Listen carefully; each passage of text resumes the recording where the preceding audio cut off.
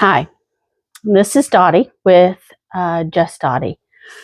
I'm on here today to go over or to update on my progress with being diagnosed with type 2 diabetes.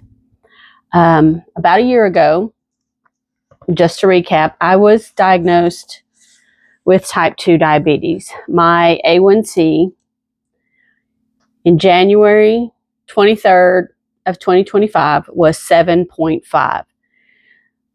A lot of people say that's not terrible, but it's still type 2 diabetes. And when I was first diagnosed with that, I went through a time period where I was like, okay, well, I can understand why this happened. I don't eat right. I don't exercise. I had just gone through some of the most stressful time at my job and was still in it actually at the time, which is not an excuse, but it is, it is life. That is what it is. My A1C was 7.5. My blood sugar was at 142. That was my fasting blood sugar. My weight was 223 pounds. This was January 23rd, 2025, just about a year ago, a little over a year ago, a couple of days over a year ago. And so what I want to do is I want to quickly go over my progress of each time I had the my test run and what my test results were and what I did. The first thing I did was I felt very sorry for myself. Thought, I can't eat anything. There's nothing I can eat. Everything I ate affected my blood sugar. Let me back up. I was able to get a CGM, a continuous glucose monitor. That allowed me to be able to see the effects of everything that I ate and what it did to my blood sugar. So after I went through about a week to 2 weeks of terrified to eat anything at all, then I started doing research. Some of the first research started when I let my my sisters and my brother know that I had type 2 diabetes because they had been diagnosed with it as well. And my brother was the one that told me to consider going on a keto diet. He said that for him, that it worked for him. So I started doing research on keto, what keto was, and like anybody else, I had a love of pasta and bread and potatoes, and that's really not good for your blood sugar. So the first thing I'm going to go over is I'll tell you what my progress was, and then I'll tell you how I did it. And what I did worked for me. So this is to let you know what worked for me. It's not necessarily to tell you what you need to do. I think everybody should do their own research and everybody should look and pay attention to how your body reacts, what you like, what you don't like. Because one of the things that I do not like is vegetables. I hate vegetables. I really do. So that's where a lot of this has been a struggle for me. Because again, I don't like vegetables, therefore I can't eat anything. All right, so the first time I went was January 23rd, 2025. My A1C was 7.5. My blood sugar was 142. My weight was 223. 4 months later, in August, my blood sugar was 6.3. My A1C was 6.3. And my fasting blood sugar was 111. Went back again in August, hoping to be out of it. My blood sugar was, my A1C was 6.1 and my blood sugar was 103, which I wasn't unhappy about my fasting blood sugar. but I really thought my A1C was going to be down quite a bit more. And I just recently went back January 13th, which makes it a full year, and my A1C is now 5.8. And my blood sugar, fasting blood sugar, is 103. My weight when I started was 223, and right now I am around 180, which is about 43 pounds. One of the things that I did, was I started researching. I researched on YouTube. That's one of my favorite places to look. And I came across this lady that my doctor actually referred me to. Her name, she's the Glucose Goddess, is how she is known on YouTube. And what I liked about her is this is her life, is how glucose affects the blood and how food affects your blood sugar, your metabolism, and everything. And the first thing she said was, you need to learn to eat your food in a certain order. And on her videos, she suggested you eat your vegetables first, vegetables and fiber first, protein second, and any starches last. Now, she does not say cut out all carbs. She said if you're going to have them, you should eat them last. Make them the last thing you eat. Also, she says you should dress them up. Like, don't eat just carbs by themselves, but sandwich them with stuff. Like if you're going to have, cheese, I'm going to say cheese and crackers. You have the cracker, but have some protein on it. Have a piece of meat and some cheese with it. Don't eat the cracker by itself. She also suggested doing a teaspoon of apple cider vinegar in a glass of water. And that did help, as far as a little bit, help me just kind of keep myself on track. I felt like I was drinking something with flavor. And then the other person that I watched is Dr. Berg, Dr. Eric Berg, Berg. I really enjoyed listening to him because he gives science behind food in general and why, you should cut back on sugar, why you should do this, why you should do that. Another one is Justin Richard. He will eat food and then show you what it does with your blood sugar. And that was very, very interesting. And then finally, the Keto Twins. Love the Keto Twins. They give you all kinds of keto-friendly recipes. Now, when I say keto, I did choose to go with the ketogenic diet. However, I'm not 100% die hard all the time, just keto with no pasta, no potatoes, no bread.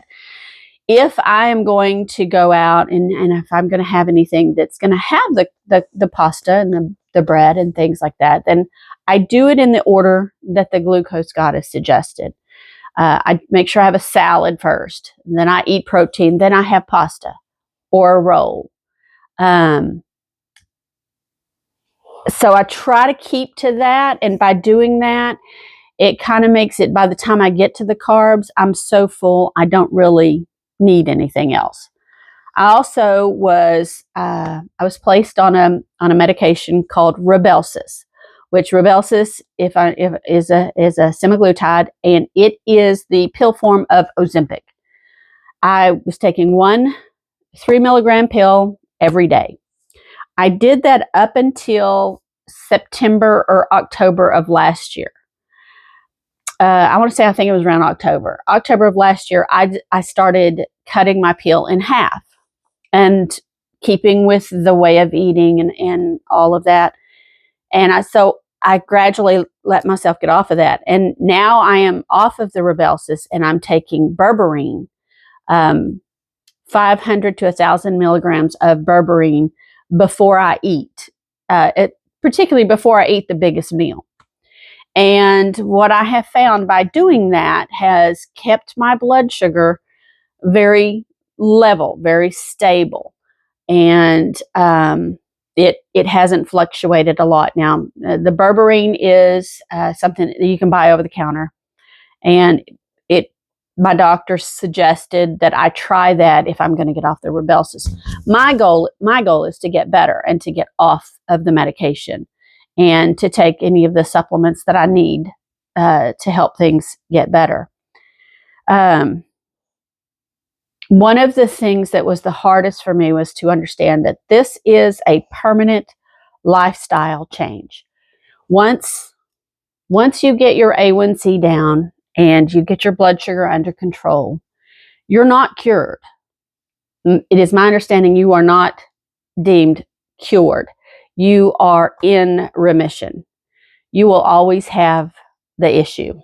Now, I know from family experience that it seems like as people get older, I know my mom and my dad both ended out with type 2 diabetes. I don't remember if my dad had it really bad, but my mom did. I've got other family that have it. I have friends that it's not uncommon for people to develop it, especially as they get older. I am 62 years old, and to change habits is not, it doesn't come easy, because you like what you like. Another thing is, as an older person, as you age, you automatically want to sit down and not do a whole lot. So getting up and being active and stuff is not on the top of your priority list. But I will tell you, it is very, very, very important. The muscle loss that you get just from aging alone is dramatic to anybody who's not used to, it, and it is fast. It does happen fast.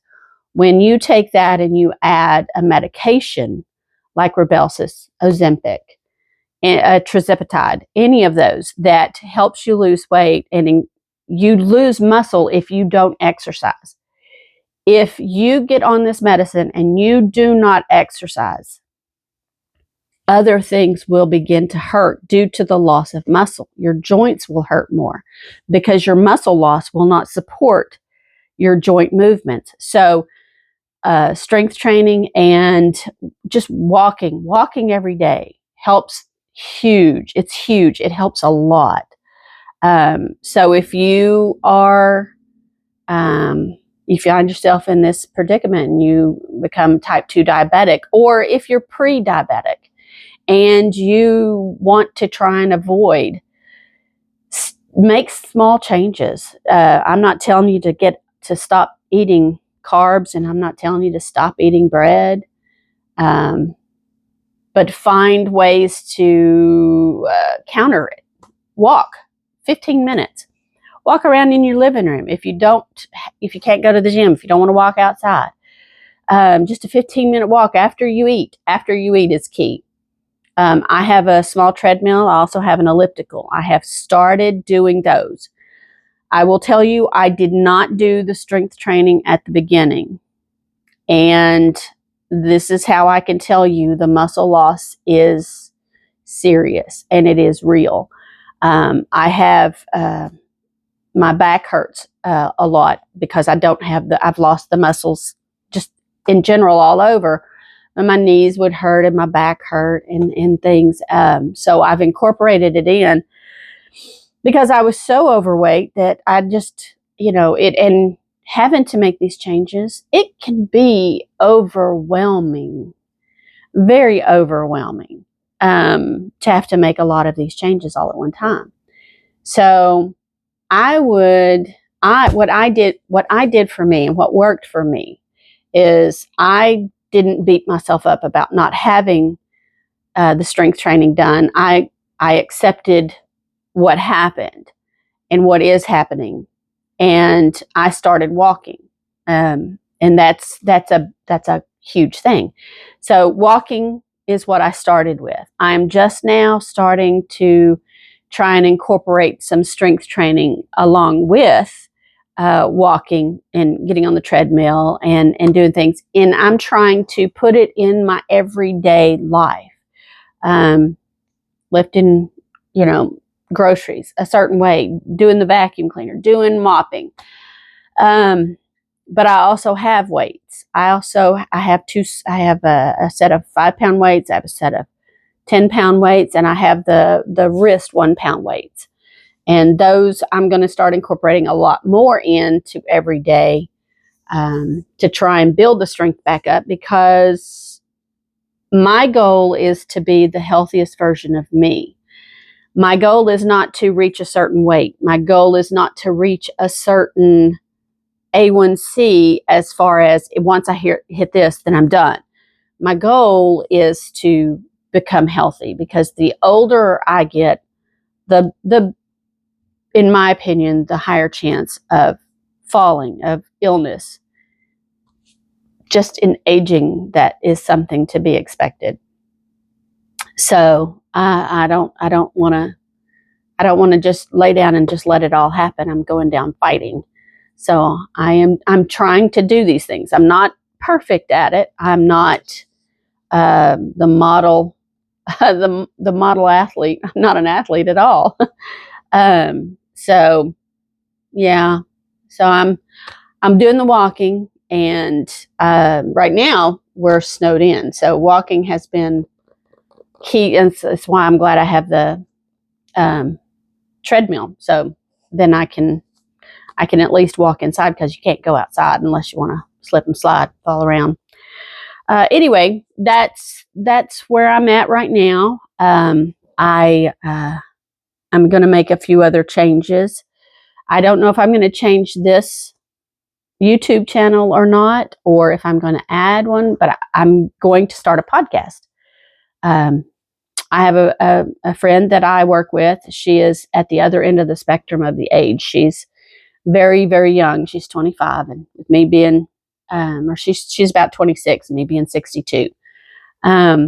We are going to start a podcast and talk about all kinds of things, life issues, the difference on how they affect me at my age, how they affect her at her age, the different views that we have. Also, we're going to review books, things like that, and book talk. We think that's going to be quite interesting. And part of my healing is to try and be more creative and let people know what I'm going through at my age, and get feedback. Let me know what you think about all of this. Like, subscribe, do all that kind of lovely stuff would be very helpful. My goal is not to, I'm not doing this to make a living at this and to be a famous YouTuber or anything like that. If what I go through helps one person, I'm happy. That'll make me happy. I want to expand. I don't like not knowing stuff, not learning stuff. So I encourage you that if you find yourself just aging and losing muscle mass, get on YouTube. Start researching how's the easiest way to build your muscle back.